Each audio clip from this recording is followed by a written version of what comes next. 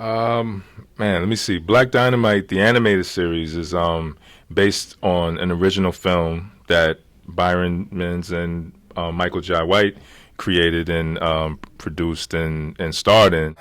So the show is pretty much an extension of the film, and it has the same characters in it, and we kind of open up a few new areas of story that we go in. Like, for example, whereas the movie lampooned and made fun of the filmmaking process of the blaxploitation genre, we had we couldn't rely on that so much because it's animated. So we did it. The jokes are more rooted in the characters' personalities and the situations that they're in, as opposed to the actual genre of blaxploitation. Yeah. I think maybe a year before that, Michael Jai White called me after I think he came back from Bulgaria and said he had an idea based on the song James Brown, Superbad, and he wanted to do this character. And, he began to tell me about, the character, and we just started developing it from there.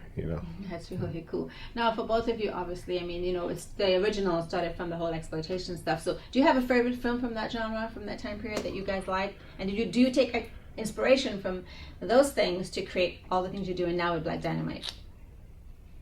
Oh, man. I like Willie Dynamite was one of my favorites. And Black Belt Jones, I think, is another one of mine.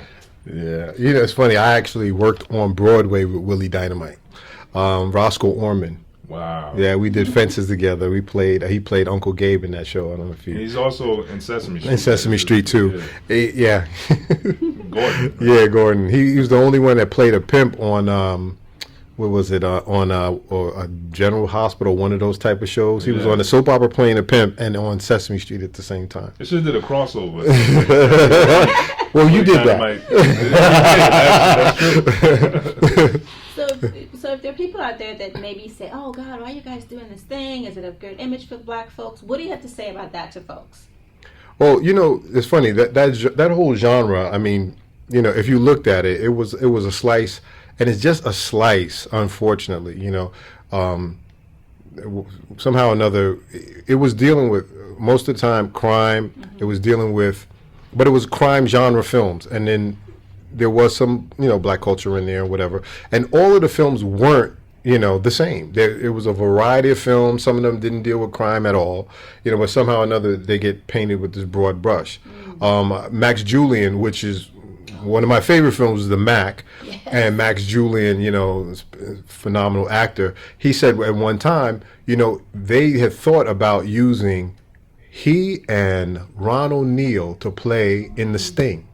Wow. Because, that was a black grifter who had taught these two guys how to, and the movie stayed the same, but they would have called it black exploitation had they starred in it. That's very true. And can I please answer that question too? Please.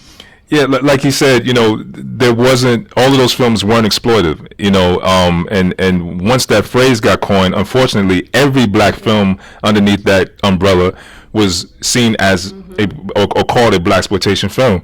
But the other thing we have to understand is, like, right now, there's not a wide variety or range of black films and television shows. So what happens is, when there is one black TV show, all the pressure and responsibility of portraying a very beautiful, pristine image to the world, it falls on that one show. Whereas when you have like guys like Tarantino can make a movie, with a bunch of bloodshed and violence and all this kind of, quote unquote exploitive ideas, but because you have Spielberg and you got Lucas and you got all these other people that are white that make films that are nothing like him, he doesn't get held responsible for portraying. You know what I'm saying? Well, so it's kind of unfortunate that we have that kind of light upon us, but I accept it and I understand it. I just think that we have to always be more concerned with being honest and being true to the culture and the stories that we want to tell. Because and I don't want to get too winded on this, but when you look at the era, right, that these films were created from. You know, there was a certain condition, and there was the certain social and economic disposition that black people were in that bred these type of stories. So if you have these stories about, you know, these conspiracies about the man, or you had, you know, a guy that's a pimp or a hustler, that's because, you know, in you know, at that particular time, this is what was going on in certain environments. And I think that there's nothing wrong with telling stories that existed there, because you gotta understand, you know, like he was saying, these weren't all exploitive. You got guys like Shaft that was an alpha male. You know, you got alpha females. You know what I'm saying? As well, that that she was a heroine. I mean, you know, that's it right? Heroine. Not to be confused with right. And sometimes they are on heroin. The heroines are on heroin. You know, but that's just it's true to what it is. You know.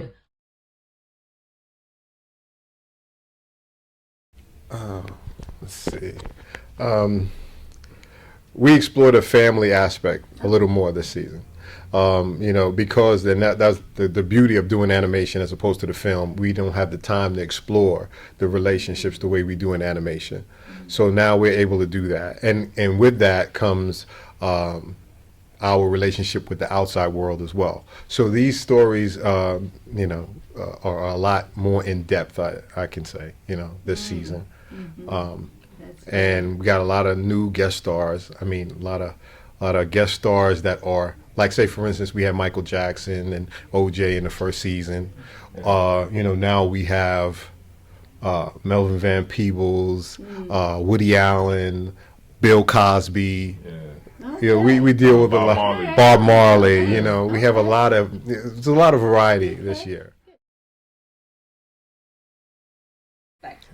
I mean, I don't think the expectations should be too high, but I mean that the reason why I say that is because I don't want people to go into with any kind of preconceived notions. Like I think you just kind of, you know, it's like a piece of art. You look at it and, you know, you take from it what you can take from it, and, you know, if it's not something for you, it's not something for you. But I think that we spend a lot of time making sure that the show is funny, and that, you know, that there's a lot of social commentary and there's a lot of heart, you know. And that's the other thing, like with these characters, is like we might have like these really outrageous plots and some of these really like controversial issues and stuff, but at the soul of it, there's a lot of heart, you know. Like, you know, we did a story about Richard Pryor last season, and it came from a real place where Richard Pryor had a desire to start, you know, quote unquote, a Black Hollywood movement. And when he, you know, tried to get people to be a part of this, they didn't take him seriously. They thought he was, you know, he's because he's always, you know, he's a comedian. But, you know, who would think that he would have these real radical approaches, you know, to business and filmmaking, and, you know.